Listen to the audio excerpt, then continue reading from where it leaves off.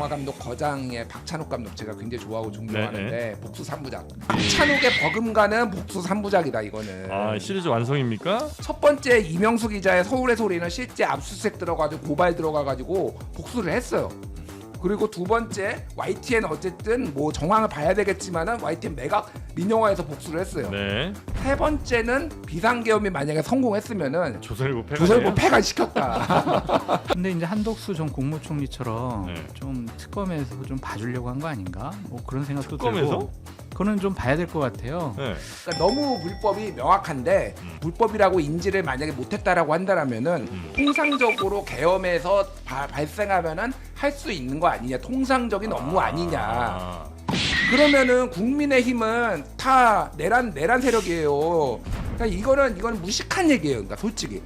김현지 당시 보좌관이 변호인들을 선임을 하고 뭐 섭외를 하고 그만두라고 하고 이런 것들은 저는 그렇게 잘못된 행위라고 보여지지가 않습니다. 왜냐면 저도 그런 일을 했거든요. 이렇게 지적하는 게 좀 웃겨요, 사실은. 네. 저도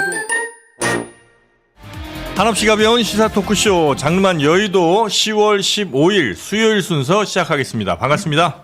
정영진이고요.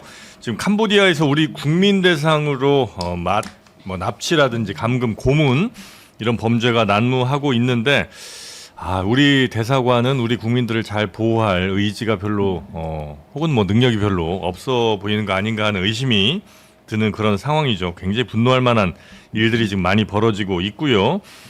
이런 일은 사실 시간 싸움인 경우가 많잖아요. 그래서 지금 빨리 그들을 좀 잡아서 또 우리 국민들 풀어주는 일들이 좀 필요할 텐데 지금 이거저거 따지다가는 뭐 범죄자들 다 도망가고 또 우리 국민들 생명이 또 위태로울 수 있으니까요. 좀 더 신속하게 대응을 좀 했으면 좋겠다는 생각이 듭니다. 관련해서 저희가 2부에서는 인터폴에서 가장 오래 근무하셨던 분 모시고 이야기 좀 자세하게 들어보도록 하고요. 먼저 우리나라 국내 정치 이슈들 살펴보는 시간 갖도록 하겠습니다. 장성철 소장님 오늘도 함께 하시고요. 안녕하십니까. 반갑습니다. 네. 그리고 김준일 평론가님도 나오셨습니다. 예, 안녕하세요. 네. 최윤경 기자가 오늘 뉴스는 정리해 주시겠습니다. 네, 안녕하십니까. 네, 반갑습니다.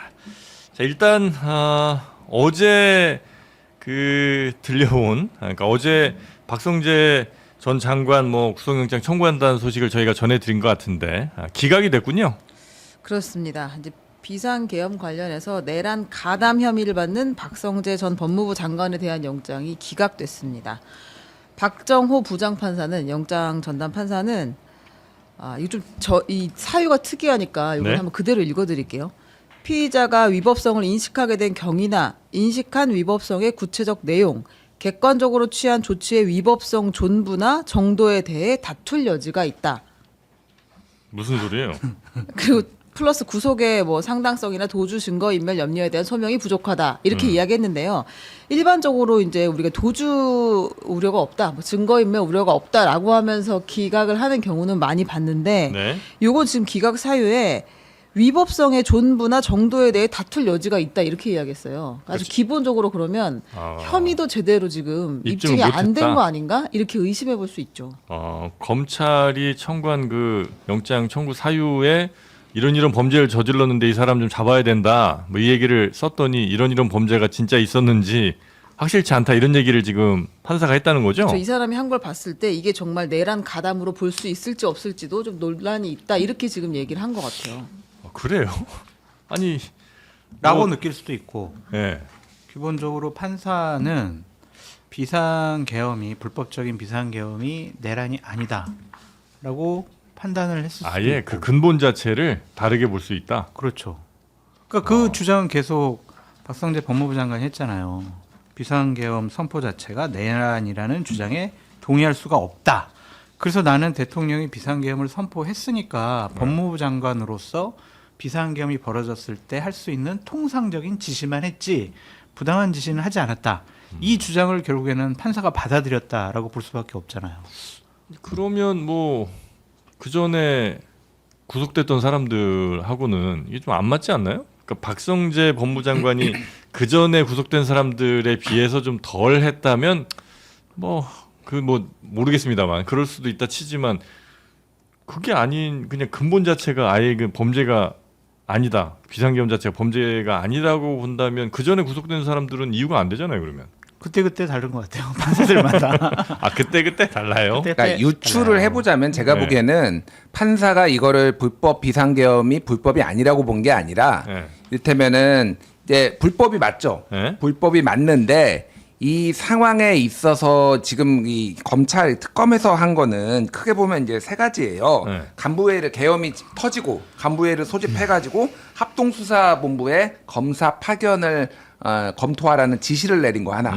그리고 출입국본부에 출국 금지팀을 대기시키라는 거 하나. 그리고 계엄 이후에 교정본부에 얼마나 사람들을 네네. 이제 수용할 수 있는지를 파악하라는 거 하나. 이게 그러니까 불법 비상계엄에 동조를 했다라는 거고. 네. 우리가 두 가지가 있잖아요. 이상민의 길과 한덕수의 길이 있었잖아요. 이상민은 구속됐고 한덕수는 풀려났잖아요. 네. 근데 이상민하고 이제 비교가 많이 됐는 게 단전 단수 언론사의 지시한 이 소방방재청. 그래서 본인은 그게 이제 뭐 언론사에 하라는 게 아니었다고 주장을 했지만 어쨌든 소방청에서 나와가지고 언론사 단전 단수하라고 이렇게 지시를 받았다라고 했잖아요. 네. 그러니까 무슨 얘기냐면은 그러니까 제가 그렇게 주장한다라는 게 아니라 지금 유추한 거예요. 네. 언론사 단전 단수는요. 그게 설사 이게 합법적인 계엄이라고 할지라도 불법이에요. 그렇게 언론사 맘대- 단전 단수는 예, 그렇게 하면 안 되는 거예요. 그러니까 지 맘대로 할 수가 있는 게 아닙니다. 네네네. 물론 계엄사의 통제 아래 들어가는 거죠. 그러니까 그렇지만 언론도 사법부도 행정부도 입법부를 제외하고 통제 안에 들어가지만은 단전 단수를 할 만한 그건 없는 거예요. 그러니까 너무 불법이 명확한데 지금 요 사안들에 있어서는 이거를 불법이 그러니까 이 불법이라고 인지를 만약에 못했다라고 한다라면은 통상적으로 계엄에서 발생하면은 할 수 있는 거 아니냐, 통상적인 업무 아니냐. 계엄을 했었다 치더라도 이상민의 단전 단수 지시는 이거는 그래도 불법인데 계엄이 정당해도. 예. 근데 지금 이 박성재 법무부 장관 같은 경우는 만약 계엄이 이렇게 이루어지면 이 정도 일은 하는 게 법무장관으로서 불법은 아니다 이렇게 판단할 수 있다는 거죠. 요렇게 본 것 같아요. 그러니까 제가 보기에는. 근데 이거는 좀 말이 안 된다라고 저는 이제 보는 이유가 네. 지금 어제 JTBC가 또 단독 제조기 JTBC가 또 했잖아요. 네. 그러니까 얼마나 수용할 수 있는지를 2,600명인가를 보고를 3,600인가? 네. 뭐 이게 받았다라는 거예요. 네. 그래서 심지어는 필요하면은 이제 좀 가벼운 형량을 받은 사람들은 석방을 해가지고 수용 인원까지 더 확보를 해라 뭐 이런 것까지 검토가 됐다 뭐 이런 건데 그 카톡인가 뭐 텔레그램인지 저 기억이 안 나는데 약간 그거 메신저로 받은 다음에 그 삭제를 했다라는 거예요. 네. 그럼 이거는 증거인멸이잖아요. 증거인멸의 네. 우려가 있는 거잖아요. 예, 예.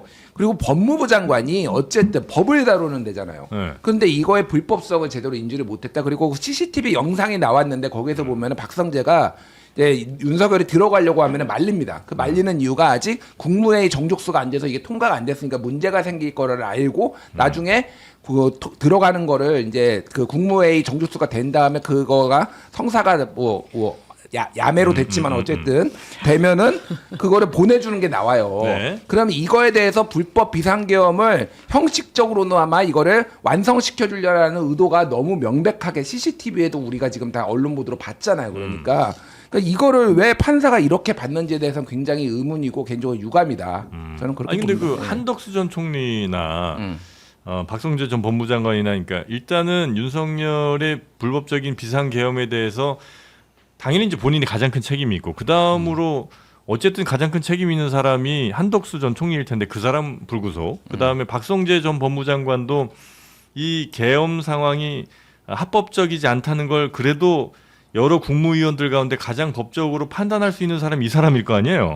그럼 이 사람한테 사실 더 큰 책임을 묻는 게 상식적으로는 맞는 것 같은데. 가장 먼저 왔어요. 그리고 심지어는 네. 제일 먼저 왔어요. 끝나고 나서도 계속 뭐 대책회의 한다든지 뭐 이런 일들도 계속 있었고 이 사람이 매우 중요한 핵심 아닌가 싶은데. 이해가 안 돼요. 어제도 방송에서 박성재 전 법무부 장관은 구속될 것 같다라고 계속 예측을 했었는데 네. 이게 또 틀렸네요. 참.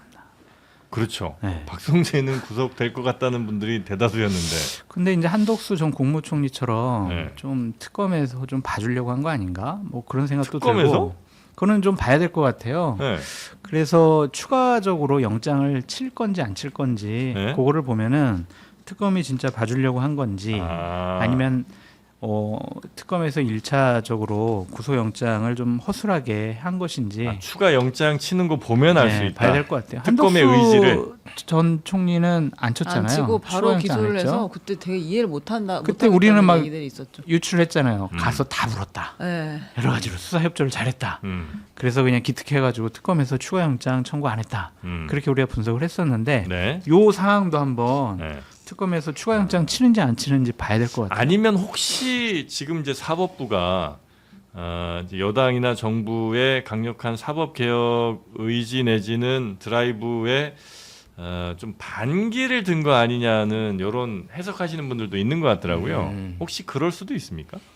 그러니까 저는 이제 그러니까 뭐라고 해야 되나 좀 팩트에 근거하지 않은 거는 가급적이면은 얘기를 안 하려고 하는데 네. 그럴 가능성을 배제는 할 수는 없다. 근데 그랬을까 굳이 그랬을까 그 생각은 들어요. 근데 이거를 너무 보수적으로 엄격하게 봤다라는 생각이 드는데 그동안 계속 추가 증거가 나옴에도 불구하고 이거를 다툴 여지가 있고 증거인멸 우려가 없다라고 본 거는 좀 네. 너무 엄격하게 이 사안의 중대성을 조금 감안하지 않고 엄격하게 그 소위 말하는 피의자의 인권만 지금 너무 고려한 거 아닌가 좀 굉장히 유감입니다. 네. 제가 봤을 때 오늘 또 대법원 현장 국감 있잖아요. 네. 우리 서영교 의원님이 또 이게 맞아요. 이게 이거 풀어준 거 맞아요. 이거 법원들 판사들 개혁에 저항하는 거 아니에요? 대법원장 답해 보세요. 막 이럴 것 같아요 또. 비슷해, 비슷해. 살아있어 준비를 좀 서영교. 하셨네. 이따 그 장면들이 나오는지 한번 확인해 보도록 100%입니다. 100%입니까? 자, 그래서 예. 특검이 많이 당황했습니다. 저는 사실 특검이 당황했는지도 잘 모르겠어요. 영장을 도대체 어떻게 쳤길래 이런 결과가 나오나 싶은 생각은 이해가 안 드는데 계속해서 의심이 되는데 아무튼 특검에서 오늘 바로 아침에 무슨 일을 벌였느냐 그래서 윤석열 전 대통령을 내란 특검이 소환해서 조사를 시작했습니다. 그 전에 체포 나오라고 했는데 당연히 안 나갔었고 우리가 민중기 특검 때는 뭐 속옷 저항, 의자 저항 얘기를 들었잖아요. 근데 이제 내란 특검에서는 체포 영장을 가지고 있다가 이제 오늘 아침에 바로 치고 들어갔다고 합니다. 그랬더니 이제 윤석열 전 대통령이 나갈게. 왜 저항을 안 했을까요? 세수 좀 하고 갈게. 이제 이러고서 지금 출석을 변호인과 함께 해서 조사를 받고 있다고 합니다. 조사 받고 있어요. 내란 특검은 말을 잘 듣네. 그러니까 전에 그 김건희 특검에는 그렇게 거부를 하더니 네. 내란 특검은 왜 갑자기 이렇게 순순히 응하는지. 아니 물론 이제 순순이라고 할 수는 없는 게 변호인단 입장을 내면서 이거는 매우 불법적인 체포 영장이다. 절차상 중대한 하자가 있는 위법한 조치다라고 이야기했어요. 사람이 말이야 눈도 안 떴는데 말이야 제대로 세수도 못했는데 갑자기 교도관들이 기습적으로 들이대는 게 맞아? 라고 입장을 내긴 했거든요. 네. 근데 어쨌든 내란 특검을 대하는 자세와 이 김건희 특검을 대하는 자세가 다르기는 확실히 다른 것 같습니다. 그러면은 체포영장을 집행할 때 피의자나 범죄 혐의자 세수했는지도 확인해보고 친절하게 했어야 되는데. 아니면 내란 특검이 좀 너무하네. 더 이렇게 공격적이고 좀 더 기습적으로 좀 잘 했나? 그 김건희 특검 때문에 너무 뭐 절차니 뭐 이런 걸 이제 막 하나하나 따져가면서 하다가 좀 못했고 혹시 그런 좀 근데 그때는 차이가- 처음이라서 좀 저항을 하는 게 지지층을 결집시키는 게 도움이 됐을 것 같다. 네. 괜히 끌려가고 그런 모습 보이는 것이 안 좋을 것 같다. 그런 생각도 했었을 것 같고 네. 지금은 저번에 해보니까 괜히 이제 별로 뒤지게 욕만 얻어먹고 그래서 이상한 파렴치한 뭐 태도를- 품위 없는 전직 대통령 뭐 얘기만 들었다. 그래서 뭐 나간 거 아닌가? 근데 나와서 뭐 얘기하겠어요. 그냥 입 다물고 가만히 있겠지. 그럴까요? 아니 뭐 나와서 일단 본인이 이야기 안 하는 것까지야 뭐 어쩔 수 없는 일이라 치더라도 일단 나오긴 나와야 될 거 아니에요. 근데 그 전에 그럼요. 이제 안 나왔었으니까. 글쎄. 근데 이번에 이제 나왔다니까 뭐 어떤 조사 내용들이 있는지 뭐 그건 또 보도 통해서 좀 나오겠죠. 자 그리고 다음 뉴스도 한번 가보겠습니다. 네, 이제 국회로 한번 가볼까요? 재밌어요 요즘. 핫해요. 국감. 핫플레이스. 네. 어질어질합니다. 어제 저희가 뉴스 말미에 간단하게 전달해드리기는 했는데요.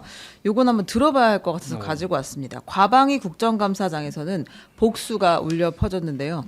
김건희 씨의 육성입니다.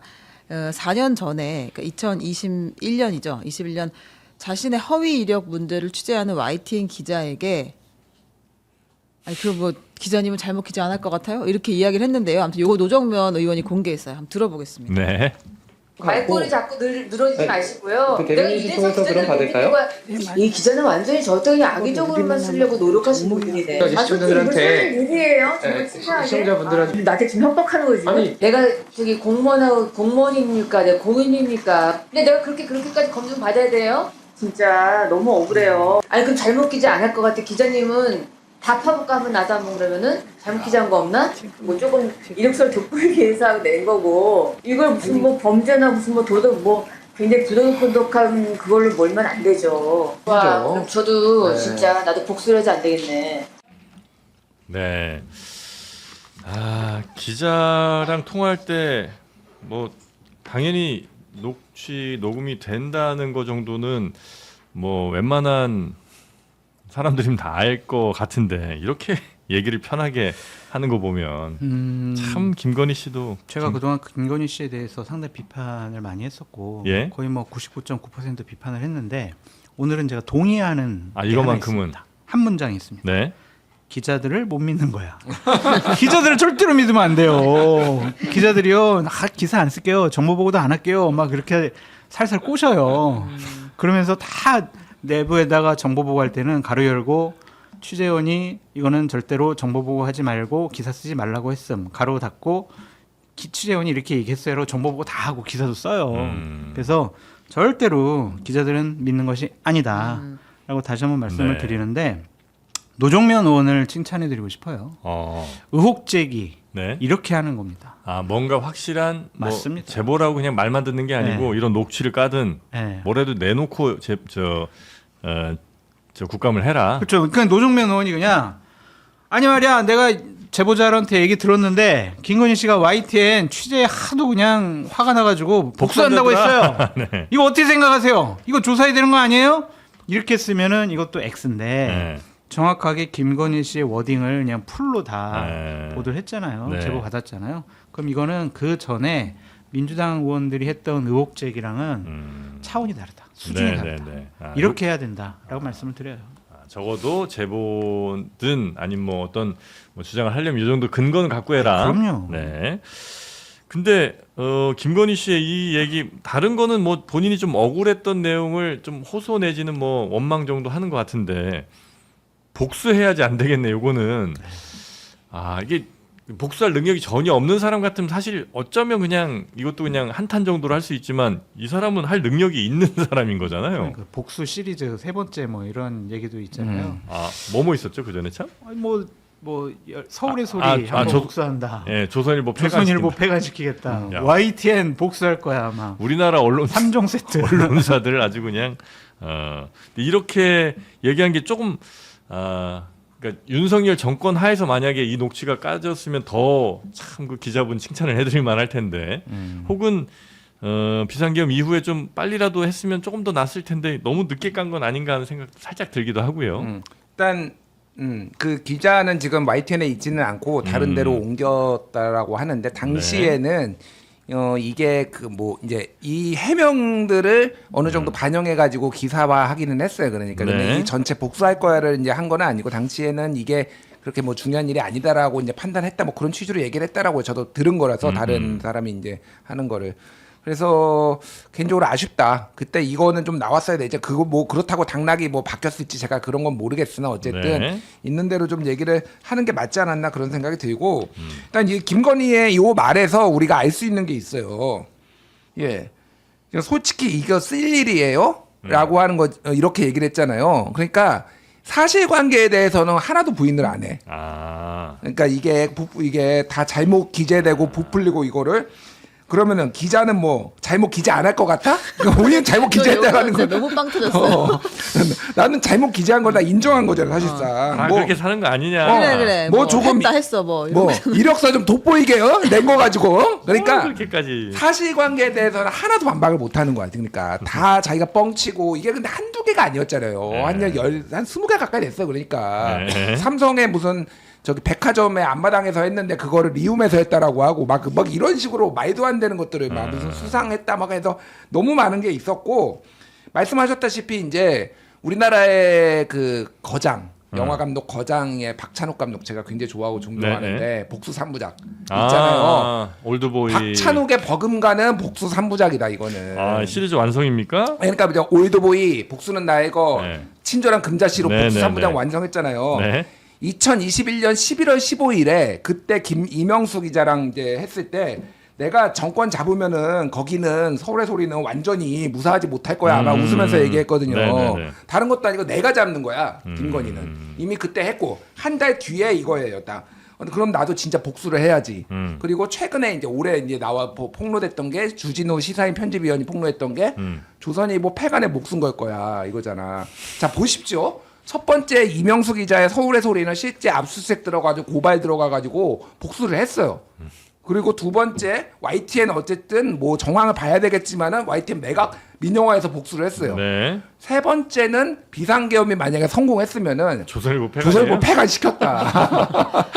고 노무현 복수. 전 대통령도 하지 못한. 아무도 하지 못했던 진보 진영에서 아무도 하지 못했던 조선일보 폐간을 김건희가 그거를 제가 동의하거나 하는 건 아닌데 네. 이걸 진짜 장난으로 농담으로 볼 수 있냐라는 거예요. 그러니까. 그러네. 네. 진심이네. 네, 복수 3부작이에요, 진짜로 이거는. 네. 그래서 요게 이제 21년에 녹음된 건데 지금 이제 공개가 됐고 그래서 YTN이 원래 이제 정부 기관들이 그 주식을 좀 갖고 있던 거를 아마 민간으로 넘겼고 그래서 지금은 이제 민영화 혹은 뭐 네. 사용화되고 있는 거죠. 됐습니다. 네. 윤석열 정부가 출범 4개월 만에 이제 YTN 매각하겠다라고 했고 매각설이 불거진 지 2달 만에 한전, KDN하고 마사회가 갖고 있던 지분을 다 매각하기로 결정해서 네, 지금은 이제 유진이 가지고 갔죠. 네. 근데 지금 뭐 어떻게 다시 되돌릴 수 있는 건 아니니까. 그렇죠. 이거는 끝난 일은 어떻게 할 수가 없죠. 다만 그렇죠. 네. 이 과정에서 정말 그 정권의 그 계획이 있었는지 개입이 있었는지 정도는 뭐 알아볼 수 있겠죠. 김건희 씨야 뭐 우리가 V0라고 했으니까 이런 거를 얘기하는 것 네. 하나도 이상하지가 않다라고 좀 생각이 드는데 여기서 건진이 이 부분과 관련해서 맞아요. 대단히 충격적인 얘기를 했거든요. 거의 건진. 김건희랑 음. 거의 공동정권 운영자처럼 얘기를 해요. 뭐라고 했죠? 건진 법사가 네. 통일교 전 본부장 윤영호 씨에게 예. 피바람 일으키는 것도 좋다. YTN을 인수할 수 있도록 조치하려고 한다. 완전 결정권자처럼 얘기를 해버리잖아요. 건진이. 건진이 어. 이런 얘기를 해요. 네. 혼자 이 생각을 했겠냐 그런 생각이 들어요. 아. 그럼 이거는 김건희 씨랑 여러 가지 얘기를 논의하고 상의한 것이 아닌가. 어느 정도 이야기가 된 거 아닌가. 어떻게 이런 얘기를 할 수가 있어요? 참 네. 희한한 사람들이네요. 그러니까 뭐 말씀하셨지만은 추가적으로 하면은 예전에 건진법사 그 문자 내역을 이제 경향신문이 보도를 했는데 그때 이철규를 통해서 그 YTN 인수하는 방법을 알아보겠다 그래서 4천억인가 현금 준비해라 이런 네. 식으로 했는데 결국은 이철규가 그 이철규 의원은 이제 부인했고 나한테 그런 거 없다라고 얘기를 했고 온 거 없다라고 청탁이 없다고 얘기를 했는데 이게 결국은 통일교가 아니라 유진이 가지고 갔어요. 네, 네. 그러면 정권 실세였던 이철규를 누르고 유진그룹에 사실상 몰아준 게 그럼 누구냐. 그러니까 그림이 그려지잖아요. 복수, 김건희. 이렇게 된 거예요. 그러면 이게 유진그룹이 김건희랑 어떤 관련이 있었느냐 이거는 다 확인이 안 된 거라서 네. 제가 다 여기서 말씀드리기는 어렵지만은 이미 코바나 컨텐츠 시절부터 그쪽의 관계자들하고 상당히 가까웠다. 유진과 유진과 김건희가 아, 그래요? 이런 얘기들이 있어요. 지금 돌고 있어서 이거는 그러니까 수사를 통해서 밝혀져야 돼. 그러면 만약에 이게 불법적으로 만약에 매각이 됐다라고 하면은 이거를 만약에 무효화를 할 수 있다라고 하면은 유진은 소송을 걸 수가 있는 거고 뭐 이렇게 네, 이제 네. 갈 수는 있는 거예요. 그러니까 이게. 예. 그때 당시에도 유진이 왜 YTN의 대주주가 되는지에 대해서도 이제 조금 이상하다는 시각으로 본 분들이 꽤 많이 있었는데 그렇죠. 언론하고 아무런 관련이 없는 네. 내가 갑자기 들어오니까 이게 도대체 뭐냐. 그리고 그 당시에 여러 얘기들이 있었거든요. 예. 사실은 뭐 이제 소위 말하는 이 보수 언론들이 인수하는 거 아니냐. 왜냐면은 그렇지. YTN 라디오가 특히 있잖아요. 네. 그러니까 보수 언론들이 라디오에 진출하는 맞아. 거를 굉장히 원했어요. 그러니까 아침 시사에 그러니까 아침 라디오가 다 지상파랑 뭐 이렇게 이제 찐 보수들이 없잖아요. 그러니까 소위 말하는 네. 주진동이. 그러니까 그것 때문에 들어온다. 그래서 TV조선이 뭐 돈을 얼마를 준비했다 뭐 막 이런 얘기들이 엄청 돌았거든요. 근데 뜬금없이 유진이 나온 거야. 그래서 저도 놀랐어요. 그래서 왜 유진이지? 왜 유진이냐. 그래서 이거는 좀 수사가 필요하다. 이분과 관련해서는 전직 방통위원장들 2명에 대해서는 어느 정도 조사가 불가피하지 않을까. 누구예요? 이거 스타트를 끄는 거는 이동관이에요. 아, 처음에. 이동관. 예, 막 그런 거 하려다가 민주당에서 탄핵 하려니까 그냥 사퇴해버렸고. 뭐 하려다 이 양반은 하여튼 제대로는 안 했잖아요. 탄핵을 그냥. 하려고 하니까 하니까 본인이 사퇴했어요. 사표 내고 예, 가버렸죠. 예. 그리고 김홍일 전 방통위원장이 이거를 이제 마무리를 했는데. 아, 그 두 사람한테 한번 조사를 해봐야 되는 거군요. 그렇죠. 이거 왜 이렇게 추진했냐, 왜 승인을 해줬냐 네. 이런 부분들은 확인을 해봐야 되겠죠. 알겠습니다. 여튼 YTN 매각까지도 김건희 씨가 관련이 있었는지 힘을 쓴 건지 그것도 아마 특검에서든 검찰에서든 살펴봐야 될 부분인 것 같고요. 네, 그리고 특검 속보가 하나 나왔는데요. 네. 아까 아침에 이제 그 내란 특검에서 영장 기각에 대한 입장을 정리해서 다시 오전 중에 발표하겠다고 했어요. 근데 이제 기각에 대한 입장을 쭉 얘기하면서 위법성의 인식 관련해서 다툴 여지가 있다는 기각 사유는 객관적으로 인정된 사실과 너무 동떨어져 있어서 그러네. 우리가 받아들일 수가 없다. 그러니까 이런 기각 영장은 진짜 치욕적이잖아요. 그렇죠. 검찰 입장에서 이게 무슨 상황이야 그렇게 내란 생각한 것 같고, 특검인데. 예, 그리고 특검은 신속히 법원의 판단을 다시 받는 오. 조치를 취할 예정이다. 그러니까 영장을 다시 추가로 수사해서 청구할 방침인 것으로 보입니다. 다 주려는 건 아니에요. 뭐 그건 이제 두고 봐야죠. 저는 법원도 진짜 이상하고 그러니까. 검찰도 약간 이상한 것 같아요. 네. 자, 하여튼 재청구 소식 전해드렸고요. 네. 그리고 건진 관련해서 또 나온 게 좀 있죠? 네, 그 건진법사 전성배 씨는 이미 기소가 됐잖아요. 네. 재판이 시작됐습니다. 전성배는 전성배 라이프를 또 가야 될 거 아니에요. 자기 재판에서 이야기했어요. 그 내가 통일교에서 받은 샤넬 가방 있잖아. 그래프 목걸이 있잖아. 그거 김건희 측에 전달했어라고 이제 인정을 했습니다. 아, 전달한 거 인정. 네, 그 전에는 이제 막 목걸이는 잃어버렸고, 그다음에 뭐 가방은 뭐 교환해 달라고 뭐 유경옥한테 얘기했어 네네네네. 이렇게 이야기했는데요. 지금은 다 그냥 물품은 다 전달했다라고 이야기를 했어요. 다만 나는 죄가 없어. 왜냐하면 이건 통일교 청탁을 김건희에게 전달한 것이지 나는 전달자에 불과해라고 하면서 본인은 이제 빠져나오려는 전략을 쓰는 것 같습니다. 전달한 사람은 죄가 없어요 원래 근데? 부탁을 안 하지. 그 청탁이 없으면 전달만 이라고 주장하고 있습니다. 아 본인이 청탁한 건 아니니까. 아니 그래도 그 전달. 예를 들어서 저 보이스피싱 배달책들도 범죄자잖아요, 공범이잖아요. 그거랑 좀 다른가? 뭐 법적인 거는 뭐 네. 변호사한테 물어보시고. 예, 그거를 이제 공범으로 볼 수 있는지 네. 아니면은 그거를 공범으로 볼 수 없는지를 이제 네. 수사기관의 판단이고 재판부의 판단인 거죠. 그러니까. 근데 건지는 네. 통일교에 있는 윤 본부장과 여러 네. 가지를 막 상의했잖아요. 우리 아까 보면 YTN 그러니까요. 관련해서도 네. 한번 뭐 피바람 막 좋지 이런 얘기를 해버리는 거 보면 네. 한 몸이라고 볼 수밖에 없죠. 아, 저도 한 몸이라고 봐요. 근데 이제 여기서 빠져나가려고 나는 전달자다라고 얘기를 하고 이게 청탁이 있었는데 사전 청탁이 아니라 사후 청탁이니까 죄가 아니다. 무슨 말인지 잘 이해를 못 하는데 그러니까 사후 청탁이라서 이거는 죄가 아니다라고 또 주장을 하고 있어요. 그러니까 별 희한한 얘기들을 다 하고 있는데 중요한 거는 네. 어쨌든 내가 그라프 목걸이를 잃어버렸다라고 그래서 뭐 야 그라프 목걸이 찾으러 가자 뭐 이런 얘기들이 나올 정도로 6천만 원짜리를 근데 그거를 이제 다 실토로 하기 시작했다라는 네, 거는 우리 네. 최윤경 기자가 얘기했듯이 각자 도생이 시작했다. 그 전부터 시작됐지만은 이제 다 던지고 있는 거예요. 그러니까 그래서 제가 궁금한 거는 예전에 한번 나왔지만은 유경옥한테 줬다라는 거잖아요. 그러니까. 그리고 유경옥이 뭘 했냐면은 김건희 윤석열이가의 컨테이너 박스 중에 2개 중에 하나를 갑자기 가가지고 네. 빼가지고 그거를 차로 이동했다라는 거잖아요. 제가 그래서 2개를 왜 다 안 가져가고 하나만 가져갔냐 너무 궁금하다라고 해서 하나는 이제 그 포스트잇이 붙어있던 거지 살림. 하나는 뇌물. 뇌물 요거를 빼가야 되겠다. 그래서 이렇게 그러니까 유경옥이 지금 그 빼간 거를 지금 찾아야 돼요. 그러니까 거기에 제가 보기 그 컨테이너 박스에 온갖 뇌물들이 그 영화 있잖아요. 범죄와 전동시대 관세청 이렇게 딱 열니까 막 시계 막 떨어지잖아.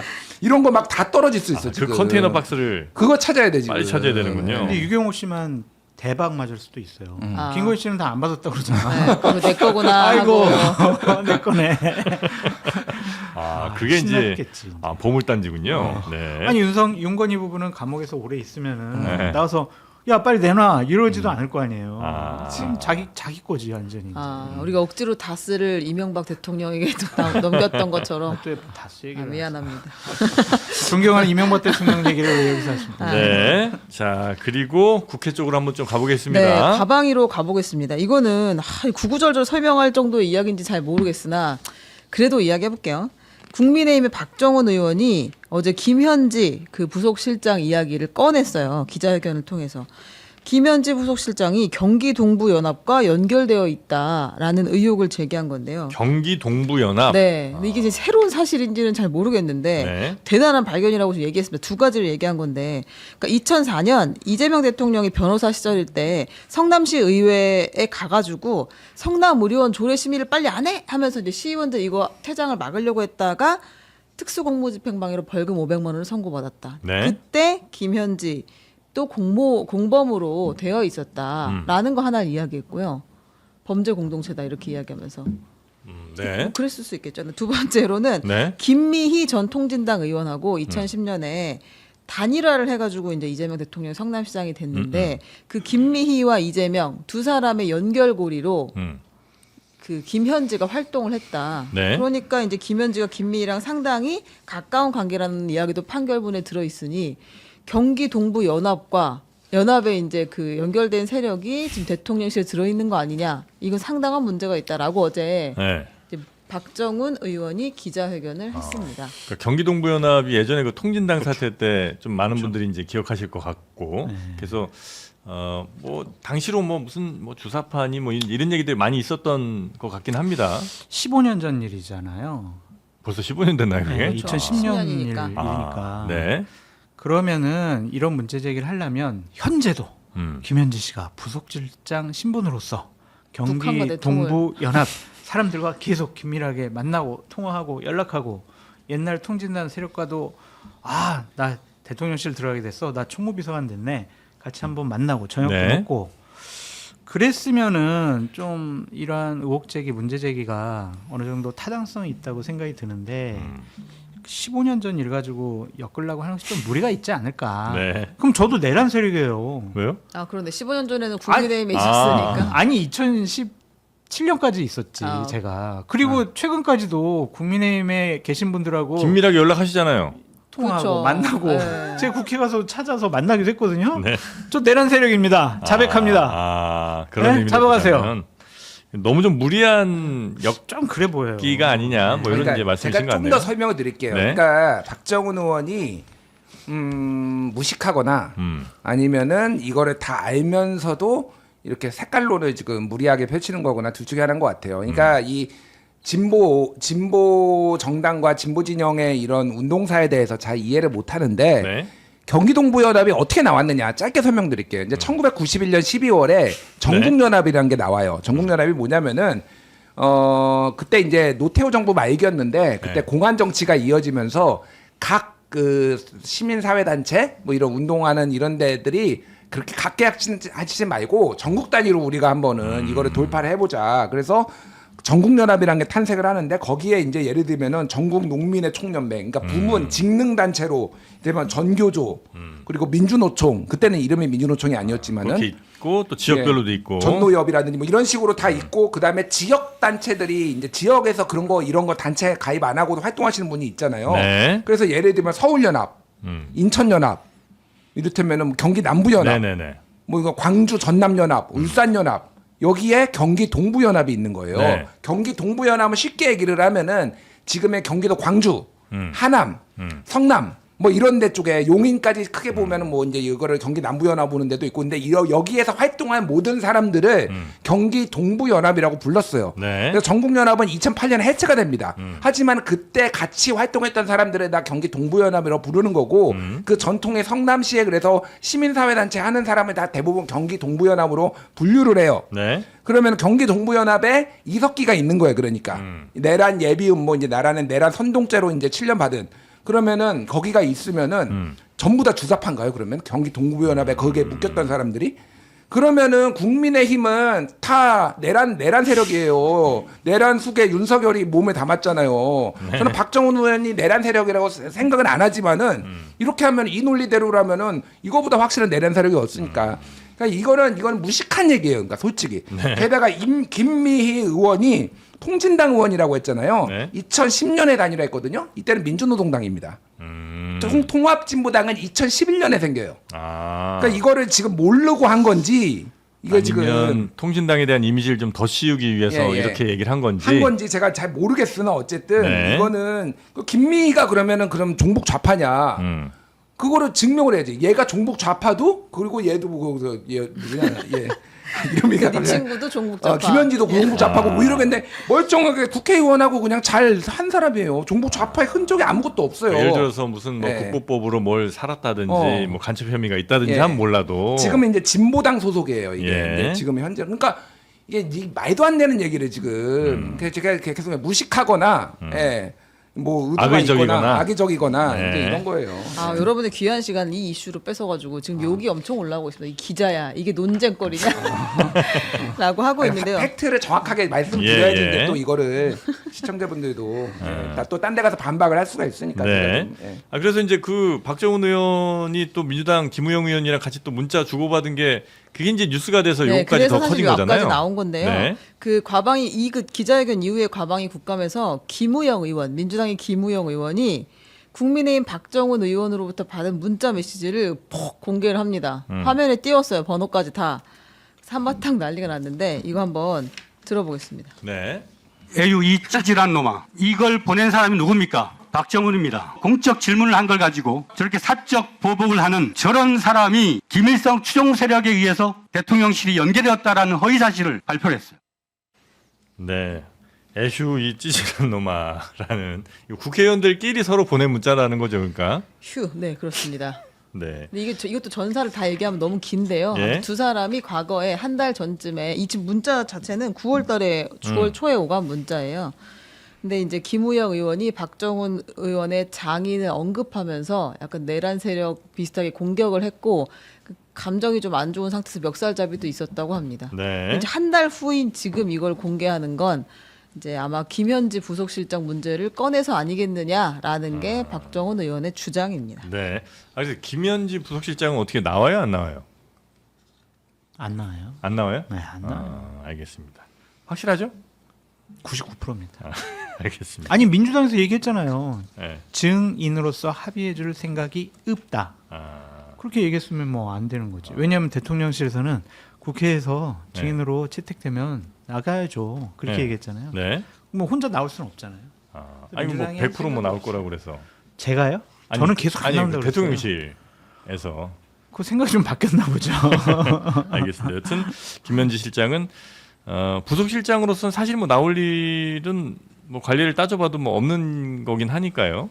아니 그러니까 뭐 아직은 저는 나올 가능성은 배제할 수 없고 네. 국민의힘에서 무리하게 6개 상임위에서 맨날 하루에 하나씩 늘어요 상임위가 나오라는 데가. 네. 그래서 총 6개 현재까지는. 네. 근데 나 나오라고 하는 게 다 황당한 겁니다. 왜냐면 국토위에서는 대장동 그 뭐 아파트 산 자금 추적 그 기재위구나. 기재위에서 그런 거 얘기하지. 네. 뭐 국토위에서는 지금 백현동에 네가 개입한 거 아니냐. 대통령실 업무하고는 아무런 관련이 없는데 국민의힘에서 계속 나오라고 하니까 민주당이나 대통령실에서도 이거는 정쟁용이다 안 된다라는 건데 제가 보기에는 운영이 한 곳에는 나갈 가능성도 아직 남아 있다. 왜냐하면 대통령이 뭐 다 가급적 적극적으로 협조하라고 얘기를 했고 네. 우상호 정무수석도 100% 나간다 합의를 하면은 근데 그 얘기인즉슨 이거를 털고 가는 게 낫다. 너무 이제 막 뭉게 말도 안 되는 얘기를 하니까 실제 나와가지고 이거는 업무와 관련 없는 거니까 답변 안 드리겠습니다. 근데 업무와 관련돼서는 뭐 이런 일이 있었습니다라고 하면은 이게 해소가 되지 5년 동안 시달릴 것 같다라고 해서 이제 대통령실의 기류가 그랬다라는 건데 네. 아직은 지금 약간 이게 밀당 단계인 것 같아요. 그러니까 국힘이 너무 무리하게 하고 있다라는 네. 거를 좀 드러내기 위해서고 저는 아직 이제 원래 오늘이군요. 오늘 열리기로 한 게 지금 이달 29일로 운영이 그 증인 채택이 좀 연기가 됐거든요. 그래서 막판에 나올 가능성도 배제할 수 없다. 그래요. 예. 네. 그 김현지 부속실장 관련된 뉴스 하나만 더 볼까요? 뭐 이화영 전 부지사 관련된 네. 이슈가 있던데요. 법사위로 가면요. 네. 여기도 김현지 이름이 등장을 했습니다. 대북 송금 사건 수사 관련해서 네. 또 이제 증인들이 나왔는데요. 이제 이화영 전 부지사를 뭐 연어 술 파티로 회유했다는 의혹이 지금까지 계속 나왔는데 이제 확인 안 된 상황이잖아요. 근데 그 당시에 수사를 했던 박상용 검사가 나와서 설주환 변호사 이야기를 합니다. 설주환 변호사. 네. 네. 이화영 전 부지사의 변호를 전 잠깐 변호인이었죠? 담당했던 설주환 예. 변호사 갑자기 교체됐는데 이것도 김현지가 교체를 한 거야라고 주장하고 있습니다. 한번 들어보겠습니다. 변호사를 새로 선임하는 과정에서 당시 민주당 이재명 대표의 첫 측근이던 김현지가 그 과정을 직접 챙겼다고. 설주환 변호사가 갑자기 사임을 했습니다. 김현지 님으로부터 전화로 질책을 많이 받았다. 그렇게 얘기를 해서 더 이상 나올 수 없다고. 네, 김현지 님으로부터 전화로 질책을 많이 받고 그래서 변호인을 그만뒀다. 요게 이제 설주환 변호사가 요건 이제 본인도 인정하는 부분이에요? 본인은 그렇게 이야기를 설주환 변호사요. 네. 설주환 변호사는 전화를 받았다고 이야기했고요. 예. 근데 이제 이화영 전 부지사의 말은 또 좀 다릅니다. 자꾸 이 변호사가 검찰에 조력해서 빠져나오자라는 식으로 회유를 하고 설득을 해서 화를 냈더니 그 뒤로 연락 없이 이제 안 나오기 시작했다. 검찰 말 이렇게. 들어서 좀 조력하는 쪽으로 가자라고 얘기를 해서 거기에 화를 냈더니 설주환 변호사가 안 나오더라는 네, 게 그렇게 이제 주장하고 있습니다. 이화영 전 부지사 이야기고요. 네. 알겠습니다. 그 설주환 변호사가 당시에 왜 사임을 하게 됐는지는 설주환 변호사한테 직접 자세한 얘기를 들어봤으면 좋겠어요. 저는 이전에 다 들었거든요. 네. 근데 제가 뭐 얘기하는 것은 적절하지 않은 것 같고 김현지 당시 보좌관이 변호인들을 선임을 하고 뭐 섭외를 하고 그만두라고 하고 이런 것들은 저는 그렇게 잘못된 행위라고 보여지지가 않습니다. 왜냐면 저도 그런 일을 했거든요. 당대표 네. 보좌관 할 때 대표와 관련된 소송과 관련해서는 당시에 수석 보좌관이 변호인들하고 상의를 하는 거고 이 변호인 잘했어요, 잘못했어요 이런 거 다 조율하라고 보좌진들이 있는 거거든요. 그래서 추진 의원이 이재명 대표의 측근 김현지가 그 과정들을 다 직접 챙겼다. 문제 있는 거 아니야? 이렇게 지적하는 게 저는 웃겨요, 사실은. 네. 아니, 저도 그러니까 동일하게 생각을 하는 게 이거 챙겨야죠. 안 챙겨.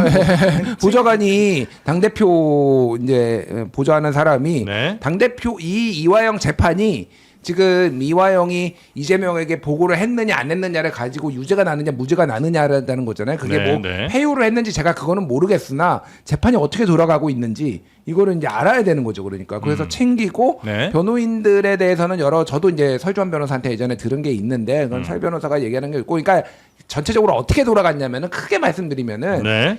이제 이화영도 이제 본인이 재판을 이제 수사를 받으면서 여러 가지가 있었을 거 아니에요. 여러 의견들이 있었어요 당시에 변호사마다. 뭐냐면은 하나는 뭐 검찰의 회유 이런 걸 떠나가지고 이거를 이화영 선에서 맞추면은 이거는 다 독박이다. 형량이 세게 나오니까 네. 사실대로 얘기를 해서 그게 뭐 진짜 어디까지 뭐 그거는 모르겠으나 얘기를 해서 형량을 낮추자는 쪽이 있었고 네. 아니다. 그거 아니다. 그건 검찰의 회유에 넘어가면 안 된다. 뭐 이런 쪽으로 이제 변호사들도 좀 달랐던 거예요. 그러니까. 근데 피고인의 그러니까 자기 변호인의 이익을 위해서 한 사람도 있고 다른 정무적 판단을 한 사람도 있겠죠. 그러니까 네. 그거는 이제 뭐 그렇게 보면 되는 거고 그래서 이게 김현지가 이거를 한 게 하나도 안 이상한 거예요. 이런 거를 하라고 있는 사람인데. 네. 예, 그래서 뭐 이를테면 검사를 회유한 건가요? 그러면 이게 뭐 그러니까 이게 말이 안 되는 얘기를 제가 보기에는 하는 거다. 네네네. 엮으려고 한다 무리하게. 네. 알겠습니다. 자, 하여튼 김현지 실장 관련된 이야기는 뭐 요 정도 네. 하고 대통령이 국감과 관련된 좀 의미심장한 얘기를 하나 했군요. 네, 국무회의에서 네. 어제 국무회의에서 이재명 대통령이 작년부터 국회에서 증언을 요구하면 되도 않는 이유로 거부하고 거짓말하는 것이 반복되고 있다. 우리 식구들이라 할지라도 그러면 안 된다. 국가 기강 문제 아닌가라고 하면서 그 증언을 거부하거나 안 나오는 행위에 대해서 질타를 했고요. 네. 그리고 위증죄 이야기도 했습니다. 최종적으로 누가 이거 책임지는 건가? 경찰, 검찰이 책임을 져야지. 근데 이 나쁜 짓을 그 위증 사건 고발을 내가 알기로는 수없이 했는데 왜 수사를 안 하나? 놔두니까 계속 그러는 거 아닌가 라면서 수사도 제대로 하라라고 이야기를 했어요. 네. 이게 누구를 겨냥한 건지는 정확하게 답이 안 나오고 있습니다. 조희대 대법원장인가 하는 생각이 짧게 들긴 하고요. 네. 왜냐하면 뭐 일단 증인은 아니지만 하여튼 그 증인대에 서서 뭐 인사도 하고 했었기 때문에 아마 조희대 대법원장을 에이, 우리 그건 아닌가요? 대통령께서 그러시겠어요. 누굴- 너무 그런 누구- 일반적으로 얘기하신 거라고 일반론이에요? 봐야죠. 위중하면 잘못된 거잖아요. 나쁜 일이잖아요. 그러면은 잡아다가 처벌해야죠. 그런 일반론적이지. 그걸 갑자기 어제 얘기한 이유 대한민국 상권 분립의 나라에서 네. 대통령께서 이런 얘기 그럴 일은 하셨겠습니까? 없다. 에이, 지금 진행자 너무 편향되신 것 같아요. 제가 편향됐습니까? 네. 네. 대통령 너무 그렇게 생각하시면 안 돼요. 그래요. 이거 갑자기 어제 이제 얘기를 하셔갖고 갑자기 생각났나 보죠. 국감에서 증언을 거부하거나 거짓말한 사람 용납이 안 된다. 용납하면 안 된다. 검찰 경찰 이건 또 결말 좀 지어야 된다. 왜냐하면 보통 뭐 위증하거나 아니면 증언 거부하거나 해도 고발한다 뭐 어떻게 한다 해도 나중에 흐지부지 되는 경우가 워낙 많아서 아마 이런 일반론을 그럼 아마 꺼낸 걸로 우리가 이해하면 되겠습니까?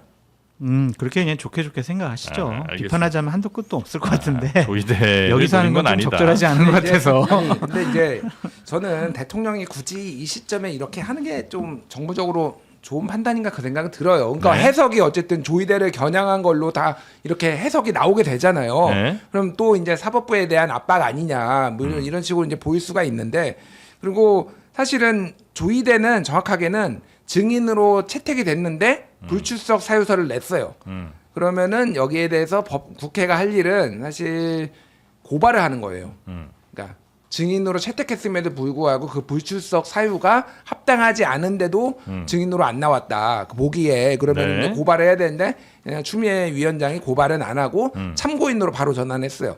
그러니까 참고인으로 전환한 거는 원래 여야 간 합의가 있어야 되고 통고를 미리 했었어야 되는데 그게 네. 불법 아니냐 이런 논란이 있었지만은 어쨌든 거기에 또 조희대는 나는 너 참고인 아닌데라고 뛰쳐나가지 않고 또 앉아 있었어요. 네. 그러니까 약간의 서로가 그러니까 조희대와 추미애 이분들 여러분들의 어떤 그런 상황 속에서 이게 진행이 된 거예요. 그러니까 사전투가. 그래서 위증 선서를 그러니까 증인 선서를 하지도 않았으니까 조희대가 정확하게 얘기를 하면은 그러니까 이거를 조희대를 겨냥했다라고 100% 보기도 어려운 상황이지만은 대통령이 굳이 이 시점에 이렇게 얘기를 하는 게 이게 별로 저는 정무적으로 좋지는 않다. 왜요? 예. 그래도 대통령에게? 대통령에게 좋지 않은 거죠. 대통령에게. 국정에 대해서 세세하게 모든 걸 다 살피는 우리 만기 칠남 대통령 얼마나 좋습니까?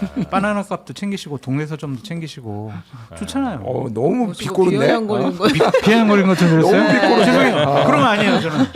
윤석열 막 맨날 술만 먹다가 네. 이렇게 세세하게 챙기는 분 보니까 네. 너무 감동적이에요. 뭐 보시는 분들이 다 판단하실 거라고 진짜요? 생각하고요. 자 그리고 끝으로 그 백혜룡 경정 네. 그 관련 뉴스 한번 좀 가볼까요? 이것도 제가 느끼기엔 굉장히 어려운 뉴스입니다. 그러니까 그 대통령이 마약 사건 일단은 네. 마약 그 밀반입 사건, 마약 밀반입 수사 외압 의혹 사건 어쨌든 철저하게 해라. 여태 뭐 하고 있어서 더 철저하게라고 이야기했잖아요. 그리고 백혜령 경정도 그 수사팀에 파견시켜 이렇게 이야기했는데요. 그 반응들이 제각각에 나오고 있습니다. 지금 이제 이문정 동부지검 검사장은 이제 시키니까 했죠. 협조 요청을 했습니다. 그래서 백경정 데리고 오겠다고 했는데 백혜령 경정에서 무슨 소리냐고 이게 지금 무슨 이런 식의 팀을 꾸리냐고 저 합수단부터 해체라. 지금 동부지검입니다. 합동수사단이 엉망진창인데 저 사람들이랑 무슨 수사를 하겠어. 백혜령 팀을 만들어줘. 이렇게 이야기를 했어요. 근데 이제 이문정 검사장이 뭐라고 했냐면 나도 뭐 그렇게 의심할 수 있는데 처음에 나도 의심했는데 합수 팀원들 보니까 이게 대견하다 못해 존경스럽기까지 하다. 정말 열심히 지금 그 머리 싸매고 수사를 하고 있다. 합동수사팀이 열심히 하고 있다. 우리 그 밑에 있는 팀이. 근데 내가 그렇게 백혜령 선생님 그렇게 싫으시면 따로 팀을 만들어주겠다. 그래서 백혜령 팀에 5명을 이제 해가지고 별도로 마약 사건 수사 외압이 아닌 그 앞단에 이제 밀반입 사건을 수사할 수 있도록 하겠다라고까지 왔어요. 근데 이제 백혜령 경정은 여전히 이게 무슨 상황이냐. 내가 영장을 뭐 청구를 할 수가 있느냐. 앞에 층층 시야로 검사들이 다 막을 텐데 저기부터 해체하는 게 맞다라고 하고 있는 상황입니다. 백혜룡 경정은 일단 검찰 수사 손 떼고 나한테 다 맡겨라. 네, 나한테 25명 달라 이렇게 이야기를 했어요. 안 그러면 난 안 하겠다. 대통령이 지시했는데 그냥 근데 조건이죠. 안 할 수야 있겠어요. 근데 아유 대통령이 주면 안 돼요? 지시더라고요. 대통령이 이렇게 백혜령 네. 동부지검에 이게 파견해가지고 조사시켜라. 그러니까 25명 주라고요? 지시하셨잖아요. 네. 그러면 당연히 이문정 지검장은 그 말 따라야죠. 다 줘버리지 뭐. 그래요? 네? 아니. 근데 이 사건과 관련해서는 예. 좀 백혜령 경정의 생각과 판단에 대해서도 다시 한번 검증해 볼 필요가 있지 않을까 좀 그런 생각이 들어요. 그러니까 네. 마약 사건 전담 뭐 경찰관이 아니었잖아요. 근데 어떻게 하다 보니까 잡았단 말이에요. 잡았더니 그 마약 밀반입자들이 세관 직원들이 협조를 해줬다. 그래가지고 우리가 마약을 밀반입했다. 네. 이렇게 증언을 했거든요. 네. 근데 그때 당시에 세관 직원들은 마스크를 쓰고 있었는데 8개월 후에 그 범죄자들이 저 사람이에요. 저 사람 협조해 줬어요. 그렇게 지목을 했단 말이에요. 그러고 나서 세관에서는 그 사람들 조사도 해보고 여러 가지 확인을 해봤더니 별 문제가 없어서 이제 복직을 시켰단 말이에요. 네. 그런데 이제 백혜령 경정은 이 세관 직원들이 협조했고 전현직 관세청장들이 관여가 되어 있고 국정원도 직무유기하고 있고 또 결국에는 대통령과 가까운 친인척이 관여가 돼 있기 때문에 당시에 심우정 검찰총장도 어느 정도 좀 의심할 수가 있다. 그러니까 다 잡아들여가지고 조사해야 된다. 이런 거잖아요. 네. 그러니까 대형 사건이에요. 이건 진짜 대통령 친인척부터 검찰총장, 네. 전현직 관세청장까지 다 엮여 있으니까 25명 가지고 될까? 좀 그런 생각도 듭니다. 제대로 수사하려면 백혜령 경정의 뜻대로 수사하려면 25 갖고도 근데 좀 이해가 안 어림없다. 되는 게 네. 이문정 지검장 같은 경우에는 뭐 윤석열 정권에 대해서 상당히 좀 비판적인 네. 근데 지금 한 석 달 정도, 2달 정도 조사를 했는데 네. 이게 뭔가 나오지 않는단 말이에요. 그럼 백혜령 경정이 말씀하신 게 과연 이게 사실과 맞을까? 뭐 그런 생각도 좀 들고 수사가 좀 오늘 제대로 이루어져야 될 것 같습니다. 장 소장님하고 방송 같이 못 하겠어요. 그래요? 너무 믿고 와.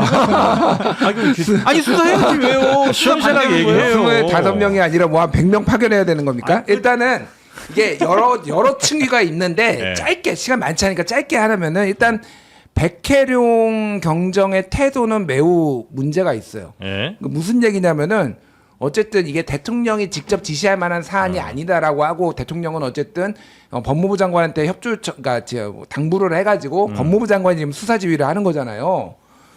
그러면 어쨌든 그런데 대통령의 사실상 지시란 말이에요.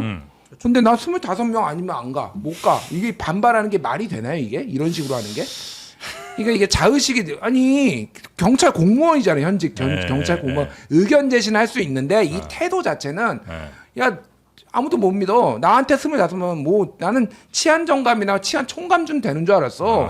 총경도 아니고 지금 경정이 지금 대통령의 지시에 대통령의 지시에 이렇게 하는 게 이재명 대통령을 물러보는 겁니까 지금? 그러니까 이런 식으로 하면 안 된다. 본인이 마음에 안 들어도 일단은 그걸 하나 지적을 하고 그러니까 본인이 좀 억울한 면이 뭐 개인적으로 있을 수 있으나 그렇다고 해서 지금 본인이 이 정도로 이거 아니면 안 한다는 식으로 할 수는 없는 거다 공무원이. 예. 네. 그리고 이제 그건 하나 지시를 이제 하고 그래서 합리적으로 이제 조율이 됐으면 좋겠고요.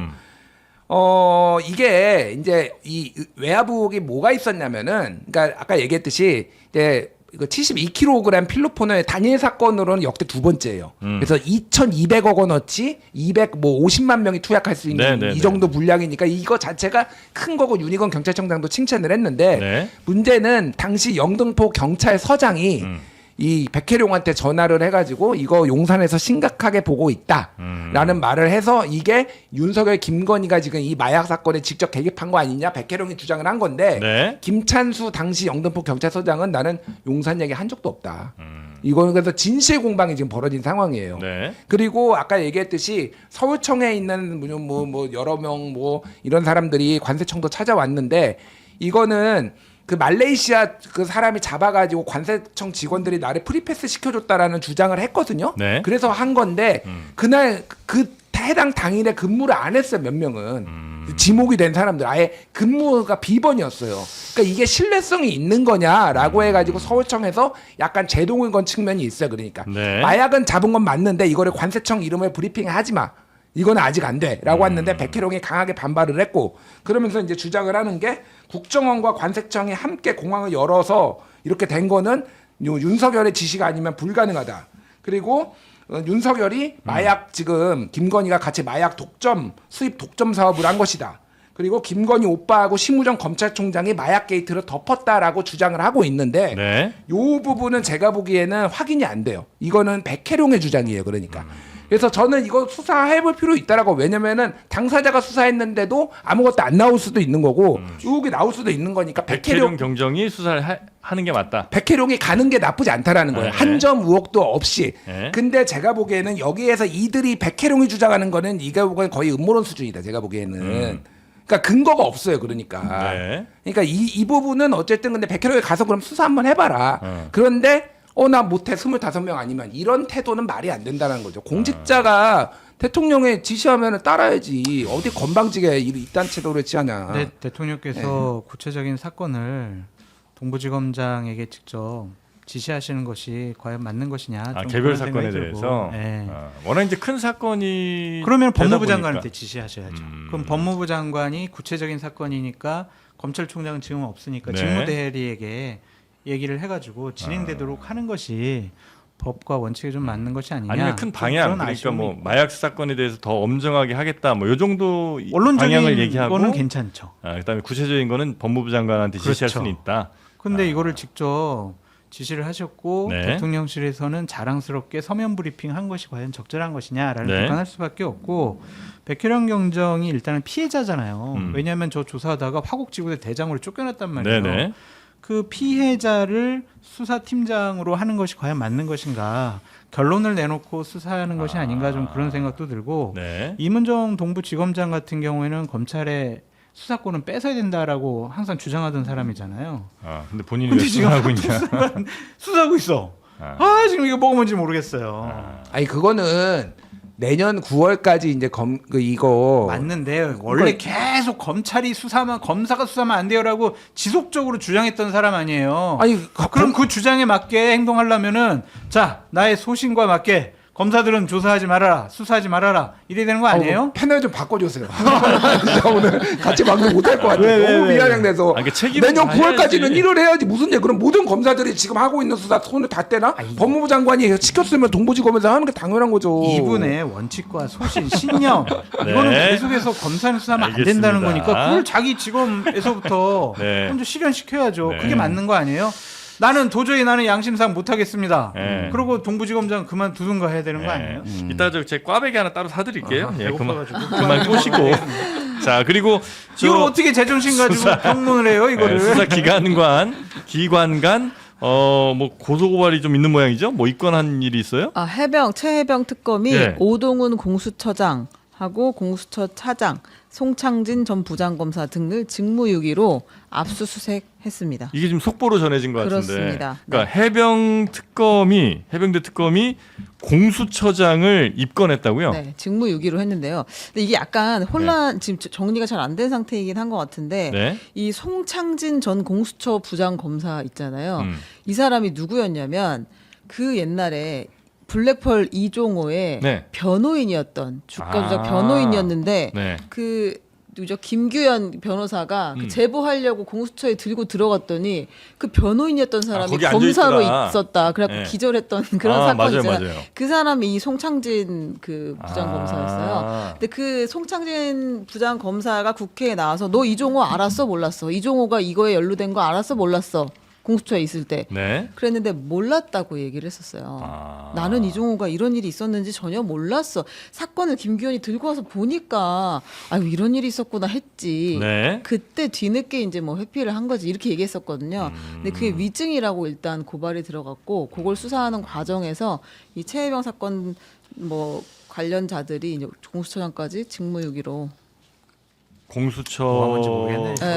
약간 혼란스럽습니다. 좀 어지러지하네 진짜. 네, 좀 공수처. 이 논평은 지금 어려울 것 같아요. 속보가 갑자기 이제 등장을 한 거여가지고 네, 그렇게 이제 속보만 저희가 지금 간단히 전해드리는 정리하면 걸로. 그런 것 같습니다. 하여간 이종호가 지금 그 당시에 공수처한테 영향을 좀 줬다 이런 의혹이 있어서 뭐 그런 건데 그거를 공수처장을 지금 그렇다고 잘 모르겠습니다. 이게 지금 근데 앞으로 이 수사 기관관 기관 간 갈등이 꽤 커질 가능성이 좀 높아지는 것 같더라고요. 1년의 유예 기간이 있으니까 그 네. 기간 동안 그 조율을 좀 해야 사람들이 되겠죠. 정말 많이 혼란스러워할 것 같아요. 음. 어떻게 해야 되지? 뭐가 네. 뭐지? 이렇게. 자, 하여튼 수사 기관들 해병 특검이 공수처장을 입건했다는 속보까지 좀 전해드렸고요. 이 뉴스에 대한 조금 더 자세한 내용들은 혹시 이따가라도 뭐 내용이 나오면 더 전해드리도록 하고요. 진짜 반가운 소식 하나를 좀 전해드리자면 네. 저희가 샤인 머스켓은 처음 다루는 것 같습니다. 오. 예, 그동안 뭐 건강식품 뭐 혹은 뭐 고기 이런 것들 많이 좀 저희가 전해드렸었는데 샤인 머스켓은 꽤나 비쌌던 과일 아니겠습니까? 정영진 앵커님의 멘트에 대해서 네. 심히 유감입니다. 어떤 거에 또 유감이셨을까요? 꿀 샤인 머스켓이라고 강조를 하셔야 될 것 같습니다. 그냥 샤인 머스켓이 아니다. 아니에요. 와, 명품 샤인 머스켓. 나 이렇게 맛있는 샤인 머스켓 처음 먹어보는데. 진짜 아. 맛있네요. 정말 맛있어요. 조금- 웬만하면 안 먹는데 좀 이상하면 조금 많이 달다. 당도가 좀 높네요. 너무 당도가 높다. 저만 엄청 다 먹었어요. 이런 거. 저도 다 먹었어요. 사실 그 사이사이에 다 먹었는데 이게 경북 상주에서 풍부한 일조량 그리고 비옥한 토양에서 재배한 꿀봉 샤인 머스켓이라고 합니다. 예, 꿀봉. 이렇게 그래서- 달구나. 이건 이제 일반 마트에서는 구하기가 사실 좀 어려운 그래서 백화점의 일부 납품이 좀 되는 선물용 샤인 머스켓인데 요게 이제 장르만 여의도를 통해서 400박스만 딱 빼돌렸답니다. 아이고. 네. 빨리 주문해야 되겠다 이거. 진짜 그래서 맛있네. 요거 한정으로 저희가 판매하는데 4kg에 4송이에서 한 5송이 정도 들어가거든요. 보통 한 송이에 저 그냥 일반적인 샤인 머스켓도 한 15,000원 뭐 그 좀 정도 했었죠. 센 거 한 2만 원까지도 하는데 4-5송이 들어간 요 한 박스에 무려 34,900원. 정말 이저- 가격이 정말 싸네. 근데 어떻게 너무 싸네요. 주문해요? 배송비 포함해서 어떻게 주문? 그러니까 거의 뭐 근데 잠깐만. 잠깐만요. 너무 달아. 너무 달아서 혈당 쇼크 왔어 지금. 당 올랐어. 지금. 이거 밑에 없어요. 아래 진짜 너무 제품 달아. 태그하는데 없는데? 지금 사시려고. 네, 이거 사야 되는 무조건 사야 되는 건데. 이거. 근데 진짜 달긴 달다. 네. 정말 달아. 혈당. 네, 당 높으신 분들은 조금 인슐린 빨리. 주의해서 주문하시길 이제. 바라고요. 자, 빵 위에 또 얼려 드셔도 굉장히 맛있는 맛있다. 예, 요 샤인 머스켓. 34,900원 다시 한번 말씀드리고요. 무료 배송으로 보내드리고요. 우리카세 제품이고요. 혹시라도 인터넷 나 잘 못하겠다 전화로 하고 싶다 하시는 분들은 070-4866-2789로 전화하시면 되겠습니다. 빨리 해야 되겠네요. 진짜 맛있는 샤인 머스켓 직배송해서 아주 합리적 가격에 보내드린 샤인 머스켓 많이들 들여가시기 바라겠습니다. 너무 맛있었어요. 진짜 감사합니다. 이건 뭐 여기 진심이에요. 장르만 여의도에서 먹은 것 중에 제일 맛있습니다. 오, 진심이에요. 네. 아니 정말 달아요. 예. 자, 두 분 대단히 감사하고요. 저희는 잠시 후에 동작경찰서 전재홍 경무과장 이분이 이제 역대 최장기 인터폴에서 일하신 분인데요. 관련된 특히 지금 캄보디아 관련 이슈가 좀 커서 그거 한번 여쭤보도록 할 텐데 어디 가실 데 있어요? 가야 돼 빨리. 너무 많이 드셔갖고 지금 화장실 가셔야 돼요. 혈당. 들어가시죠. 고맙습니다. 혈당 쇼크.